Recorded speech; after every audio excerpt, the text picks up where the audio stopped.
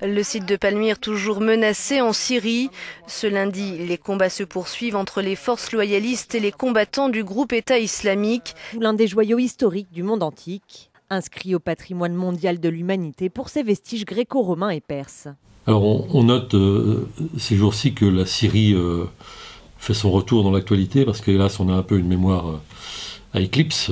Il faut dire aussi que c'est pas simplement une amnésie collective de la part des médias ou de nos concitoyens.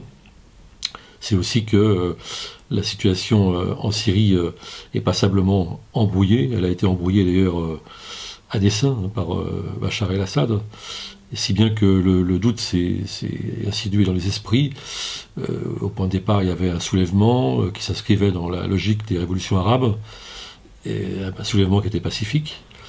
Et puis, à force de répression du régime, dès d'ailleurs le milieu de l'année 2011, il y a eu ce que j'appelle une djihadisation de la résistance, qui a cherché des armes, qui a cherché des soutiens, qui a trouvé des soutiens pas toujours du bon côté, c'est-à-dire du côté de l'Arabie Saoudite et du Qatar en particulier, et de la Turquie aussi, à certains égards. Et on a eu un renforcement en fait de ce qu'il y a pas de meilleur dans la résistance, et même parfois ce qu'il y a de pire, c'est-à-dire des mouvements islamistes très durs. Je parle même pas de Daesh qui est à part dans cette affaire. Et on a eu en effet une militarisation du conflit, si bien que quand on a besoin pour la solidarité de s'identifier à une partie ou une autre, on était très en peine. Et bien moi je lutte quand même contre cette idée qui s'est insinuée dans les têtes, parce que je crois qu'il faut qu'on sorte de cette dialectique infernale qui est l'opposition entre Bachar el-Assad et les djihadistes. Parce que je pense que c'est beaucoup la politique de Bachar qui a permis en effet cette radicalisation, cette militarisation de la résistance. Et j'en veux pour preuve aujourd'hui d'ailleurs cette espèce de symbole que constitue la situation à Palmyre. Alors qu'est-ce que c'est que Palmyre? Pour ceux qui y sont allés, c'est un endroit merveilleux. C'est un site gréco-romain qui est en plein désert. C'est un endroit absolument miraculeux. Et on tremble à l'idée que Daesh, qui est arrivé aux abords de la ville de Palmyre, puisse attaquer ce patrimoine absolument magnifique. Et or, Bachar el-Assad a réussi à se positionner en rempart contre Daesh, alors qu'on sait très bien qu'il a couvert Daesh dans beaucoup de situations, qu'il a épargné Daesh, et que les résistants, les rebelles de la première heure, les autres courants de la résistance et du soulèvement syrien ont dû combattre sur deux fronts très souvent, qui sont à la fois le régime qui a tué l'immense majorité des victimes, quelques 250 ou 260 000 morts depuis le début du conflit, et Daesh. Donc on est un peu dans une bataille.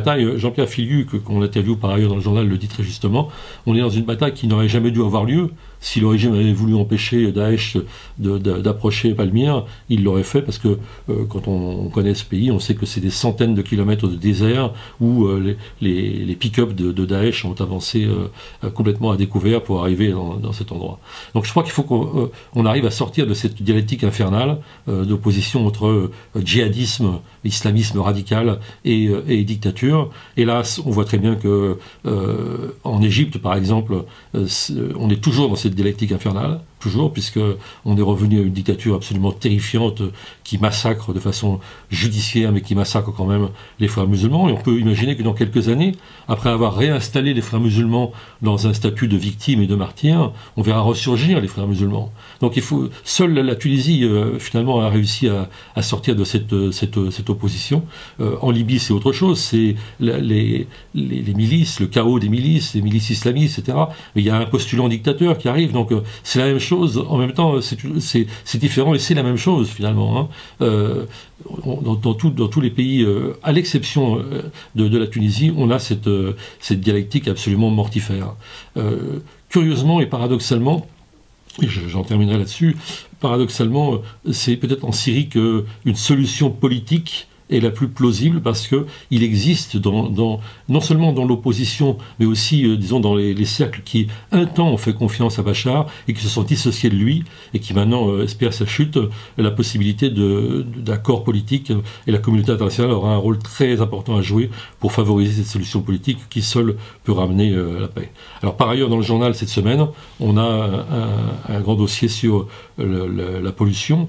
On a appelé ça de façon un petit peu provocante respirer tue, hein, allusion contre-publicité des cigarettes. Alors, ne pas respirer tue aussi, hein, mais c'est quand même c'est donner la mesure du problème sanitaire qui est effectivement tout à fait tragique avec des milliers de morts chaque année qui meurent de la pollution.